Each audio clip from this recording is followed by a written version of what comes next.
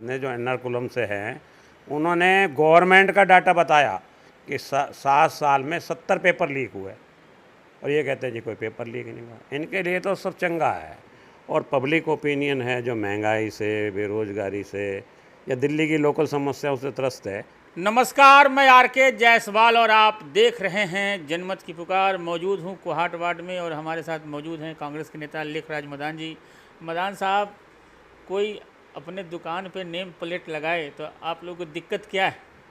नहीं, name plate लगाने में तो क्या दिक्कत है, लेकिन एक टारगेट करके किसी एक कम्युनिटी को कि भाई उसका बहिष्कार किया जाए, ये इस तरह का टारगेट करना तो गलत है।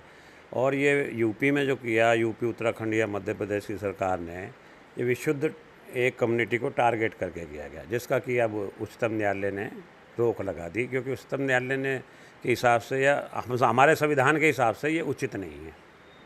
आप उच्चतम न्यायालय ने ठीक कहा है कि भाई आप लिख दो शुद्ध शाकाहारी है कि मांसाहारी। ये है, कोई शाकाहारी आदमी शाकाहारी होटल में जाए, जो दोनों तरह के खाने जाते हैं। हमारे दिल्ली में भी देख लो आप, ज़्यादातर रेस्टोरेंट हैं वो दोनों तरह का खाना परोसते हैं। तो वो आपको ये चीज़ सुप्रीम कोर्ट की बिल्कुल ठीक है कि शाकाहारी, ये लिखा होना चाहिए शाकाहारी है और नॉन वेजिटेरियन है, तो इस तरह का लिखा होना ठीक है। कोई वीडियो सामने आता है जिसमें थूक लगाते हैं, पेशाब करने का वीडियो, गंदगी करने का वीडियो, तभी तो वहाँ पे ऐसी रोक नेम प्लेट का हुआ। अभी एक पेशाब करने का वीडियो अभी दिखाया था, तो एक फैक्ट चेकिंग है, अल्ट न्यूज़ वाले ने फैक्ट चेक को किया, वो वीडियो पीछे से दिखाया गया। अच्छा। जब साइड से दिखाया गया तो गुलाब जामुन में कोई वाइट रंग का लिक्विड डाल रहा है, अच्छा। वो भी अब वायरल हो गया। तो इस तरह के झूठा प्रोपेगेंडा, सिर्फ एक कम्युनिटी को टारगेट करना, इनकी मंशा है, शुरू से ही रही है। कभी तो आप देखो आज़ादी के टाइम में, अब तो मुस्लिम को गलत बता रहे हैं, मुस्लिम लीग के साथ इन्होंने सरकार बनाई। तो इन लोगों का तो ये है कि अवसरवादिता है, एक नफ़रत फैलाने वाला एजेंडा है, और कुछ नहीं है। आप मोदी जी को देख लो, विदेशों में जाते हैं, गले लगते हैं। उन्होंने ये भी कहा था कि ईद पे मेरे घर भोजन मुसलमानों के यहाँ से आता था। तो ये इस तरह की मतलब दोगलापन इनका ये है। कार्यकर्ता तो करेंगे, मुस्लिम से नफ़रत का पोस्ट डालेंगे, ये सिर्फ हिंदू मुस्लिम नफरती पोस्ट डालते हैं। ये अग्निवीर पे पोस्ट नहीं डालेंगे, बेरोज़गारी पे नहीं डालेंगे, महंगाई पे नहीं डालेंगे। मतलब जनता की समस्या से इनको कोई लेना देना नहीं है। सिर्फ हिंदू मुस्लिम करके इन मुद्दों से ध्यान हटाने के लिए हिंदू मुस्लिम करते हैं। महंगाई तो है ही नहीं। हाँ, महंगाई नहीं है, इनके लिए महंगाई नहीं है। आप तो पत्रकार हैं, आप भी अपना घर का खर्चा चलाते हैं, तो आपको पता लग गया होगा कि पहले आप कितना पैसा खर्च करते थे और अब कितना खर्च करते हैं। ये तो आपको खुद को भी पता होगा। तो ये कहना कि महंगाई नहीं है, सब चंगा सी, अब आपने इनका आर्थिक सर्वे देखा ना, सब चंगा सी। 9.2% की बेरोज़गारी होगी, चंगा सी। महंगाई मतलब ऐसी होगी कि गरीब आदमी को जीना दूभर हो गया, वो चंगा सी। आप मीडिया को देख लो, अडानी की, अंबानी की शादी दिखाएंगे, इन मुद्दों पे बात ही नहीं करेगी। जबकि जिस देश में 65% लोग 300 रुपये रोज़ कमाते हैं, वहाँ 5,000 करोड़ की शादी दिखाना एक मतलब ठीक नहीं है। राहुल गांधी नहीं गए शादी में? राहुल गांधी तो जाएंगे नहीं, क्योंकि सिद्धांतवादी आदमी हैं। जिसको वो गलत बताते हैं तो उनकी शादी में कैसे शिरकत कर सकते हैं।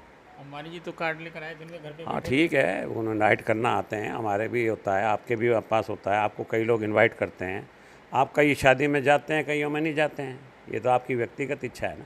अच्छा, राहुल गांधी का जिस तरीके से संसद भवन में वीडियो आया था एक गरजते हुए, तो आप कार्यकर्ता सब कितने उत्साहित होते हैं ऐसे खबरों देखकर? गरजने की बात नहीं है।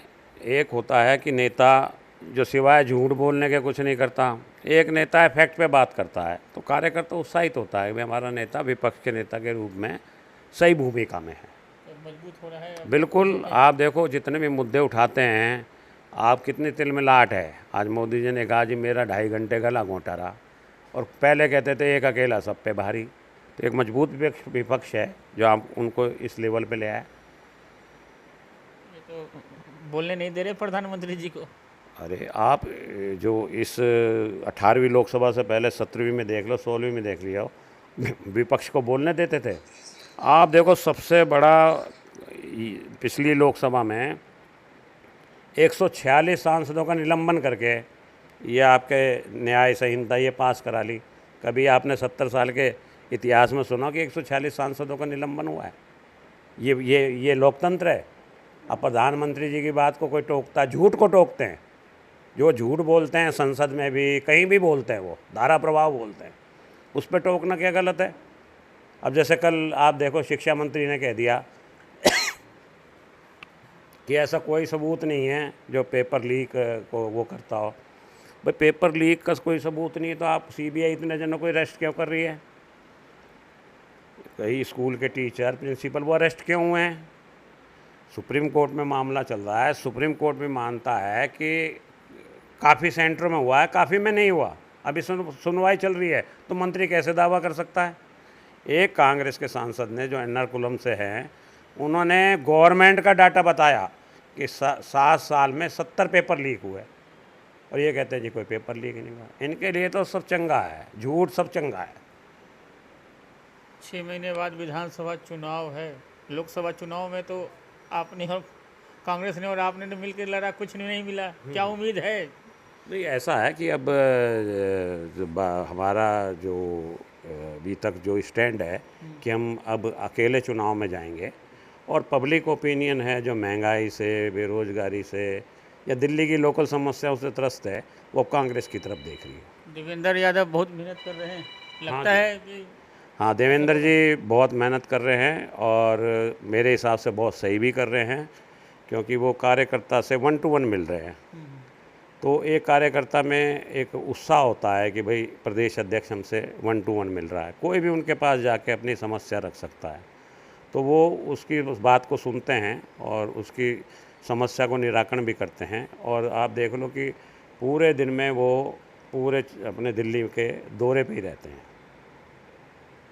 केजरीवाल जी का जो मोहल्ला क्लिनिक, फ्री बस सेवा और ये सब जो चल रहा है, फ्री बिजली, फ्री पानी, इन सब मुद्दों पर कहाँ घेर पाएंगे उनको आप? अब मैं हम ऑफिशियली अनऑफिशियली बात कर रहे थे इस इंटरव्यू से पहले, आपने बताया मेरा बिल 15,000 का आ गया। तो ये बिजली मुफ्त तो कुछ सब एक प्रोपेगेंडा है। अभी आप देखो जो एक चार्ज बढ़ा दिया, पावर परचेज चार्ज का 9% बढ़ा दिया, तो ये सब बाहर किस पे पड़ रहा है? ये फ्री का तो एक खाली जुमला है। मोहल्ला क्लिनिक में भी आप देख लो क्या व्यवस्था है। एक बुखार खांसी की दवाई है और वो डॉक्टर भी पता नहीं कौन है कौन लोग नहीं हैं, और कोई मैकेनिज़्म नहीं है। एक वो जो रजिस्टर में लिख लेते हैं कि भाई हमने इतने मरीज़ 40 पर मरीज़ के हिसाब से चेक कर लेते हैं।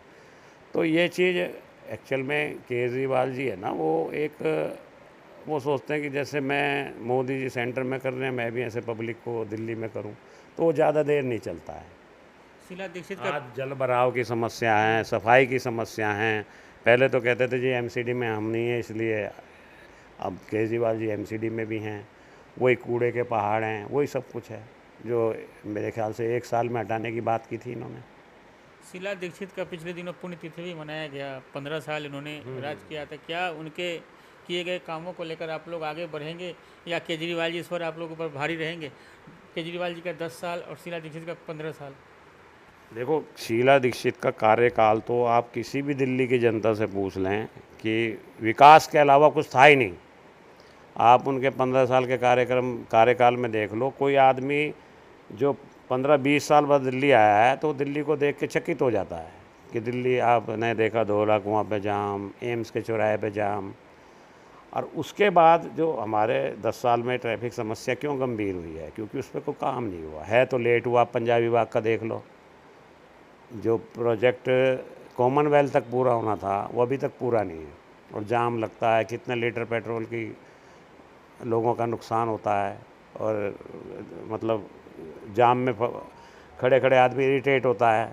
तो ये तो सिर्फ एक है। अब जैसे जो प्रोजेक्ट अभी मेट्रो के ही शीला जी वाले ही पूरे नहीं किए, और शीला जी के टाइम में मेट्रो के प्रोजेक्ट बिफोर टाइमिंग होते थे, शेड्यूल से पहले बन जाते थे।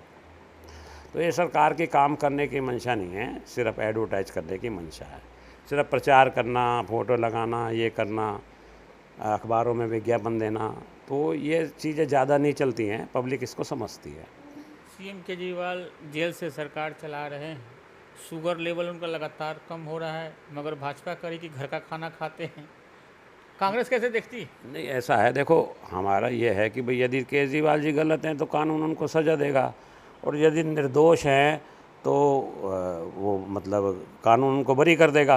भाषा बदल गई। लोकसभा चुनाव में तो आप लोग विरोध कर रहे थे। नहीं, हम यही कह रहे थे कि भाई कानून अपना काम करेगा, लेकिन कानून के खिलाफ जाके, अभी आप बताओ, कानून के खिलाफ जाके जो सेंट्रल गवर्नमेंट कर रही है, एक लोकल अदालत ने उनको जमानत दे दी, हाई कोर्ट ने स्टे लगा दिया, फिर हाई कोर्ट ने उनकी ज़मानत खारिज कर दी, सुप्रीम कोर्ट ने जमानत इंटर्म जमानत बेल दे दी और वो दे दिया। उसमें कहा है कि भाई आप बगैर सबूत के गिरफ्तार नहीं कर सकते, तो इसका मतलब सबूत नहीं है, तभी तो उनको जमानत दे दी सुप्रीम कोर्ट ने। तो इस तरह जो बदले की भावना से, राजनीतिक बदले की भावना से काम नहीं करना चाहिए। यदि उनका शुगर लेवल है, डॉक्टरों से उनको मुआयना कराया जाए, यदि उनको गंभीर बीमारी है तो अच्छे अस्पताल में उनको इलाज कराना चाहिए, उसमें क्या दिक्कत है। ये थोड़ी है कि यदि वो दूसरी पार्टी के नेता हैं, हमारे प्रतिद्वंदी हैं, तो उनको जेल में सड़ा दिया जाए। एक आखिरी सवाल, बिहार को उम्मीद थी कि विशेष राज्य का दर्जा मिलेगा, शायद अब नहीं मिलेगा। वो तो देखो, आप बताओ, पिछले 2014 से जुमले दिए जा रहे हैं, वोट के टाइम तो वो कहते हैं जी हाँ सब करेंगे। अभी एक बाप मोदी जी के अभी चुनाव के क्लिप देख लीजिए, वो बोलना चाहे बिहार को विशेष राज्य का दर्जा देना हो, चाहे विशेष पैकेज देना हो, या बिहार के विकास के लिए ही हम काम करेंगे। कल उनके मंत्री ने कह दिया जी ये पैकेज या विशेष राज्य का दर्जा नहीं दिया जा सकता। यानी कि आपने बिहार की जनता को ठग लिया, जो इस तरह के वादे करके और आज मना कर रहे हो, तो आपने तो बिहार की जनता को ठग लिया ना। तो ये तो जुमलेबाजी इनकी आज से नहीं है, 2014 से ही है। तो देख सकते हैं, हमारे साथ बात कर रहे थे कांग्रेस के नेता लेखराज मदान जी। मिलते हैं किसी और खबरों के साथ। नमस्कार। अगर आपने हमारा अभी तक चैनल सब्सक्राइब नहीं किया है तो कृपया चैनल सब्सक्राइब कर लें, लाइक करें, शेयर करें, कमेंट करें। तो मिलते हैं फिर किसी और खबरों के साथ। नमस्कार।